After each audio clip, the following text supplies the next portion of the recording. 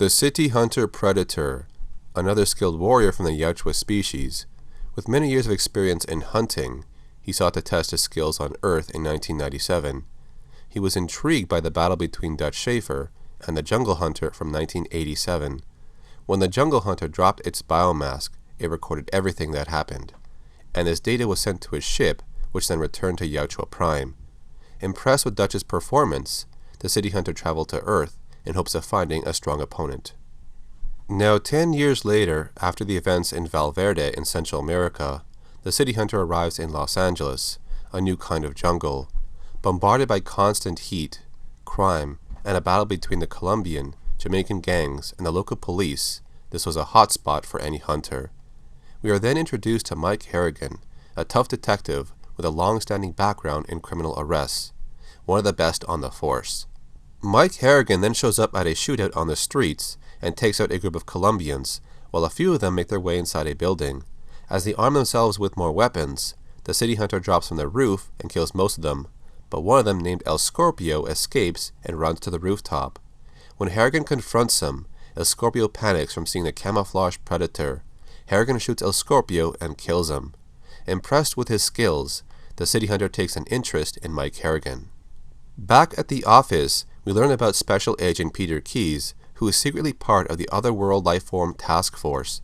He deceives the police force by saying he's with the DEA to help with the gang wars, but is actually here to track the predator after learning about the incident in Valverde from 1987.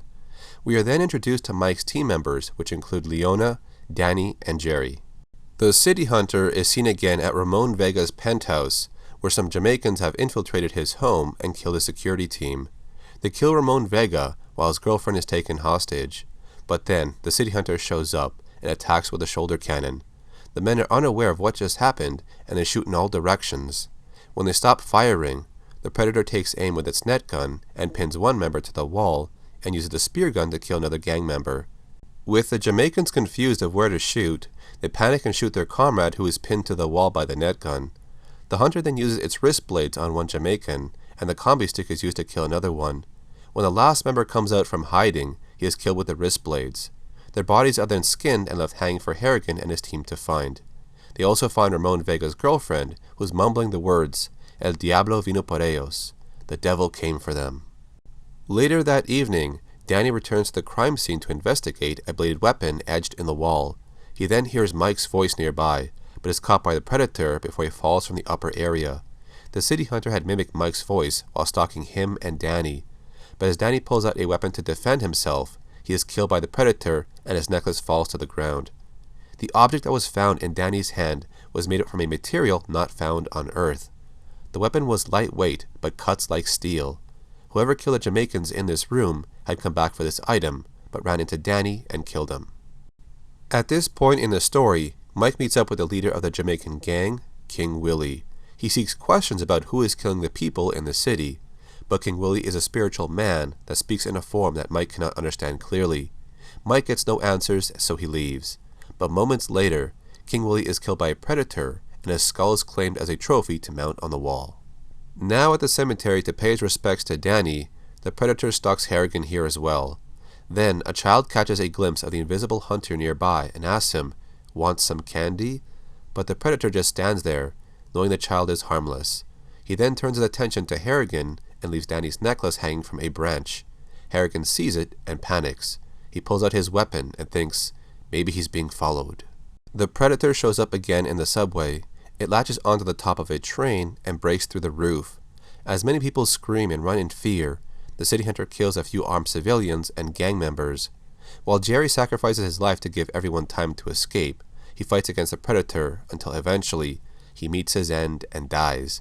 When the train stops, Leona goes back to search for Jerry, but is caught off guard by the predator. The hunter scans her body and sees that she is pregnant and spares her life. When Harrigan arrives, he makes his way deeper into the subway in search of Jerry's body. He sees the predator in the distance as it rips out Jerry's spine and runs off and escapes into the night. As Harrigan tries to chase after it, he is ambushed by Agent Keyes' henchmen. He is then shown what they've been up to.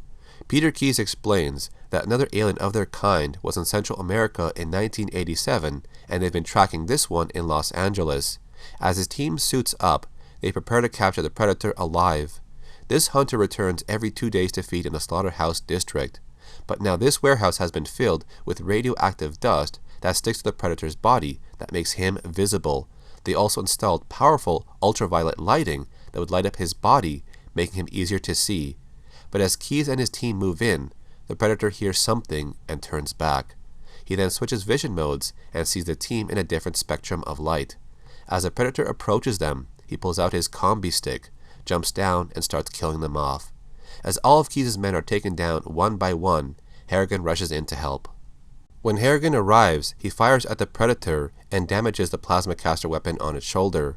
The hunter then pulls out its wrist launcher and uses it on Harrigan, which burns away his body armor. As he approaches, Harrigan gets up and wounds it with multiple shotgun rounds, and it falls down.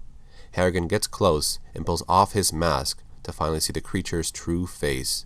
He throws Harrigan away, but Peter Keyes shows up and saves Harrigan.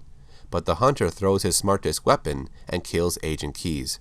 As Harrigan runs to the roof, the predator loses its left arm from Harrigan cutting it off.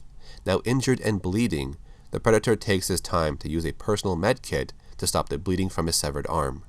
Harrigan pursues the predator, following it into the sewers until it leads him to a predator ship. He comes across the trophy room and sees various skulls the hunter has acquired, meaning this species has been to other worlds to hunt. Then the predator shows up using the net gun on Harrigan, but he escapes by using the smart disc. They battle each other with these weapons until Harrigan gets injured. While he pretends to be too weak to fight back, the predator lowers its guard, and Harrigan rams a smart disc into its chest. The city hunter has lost this battle, and it dies from these injuries. But Harrigan's victory is cut short, as the other predators from this clan show up.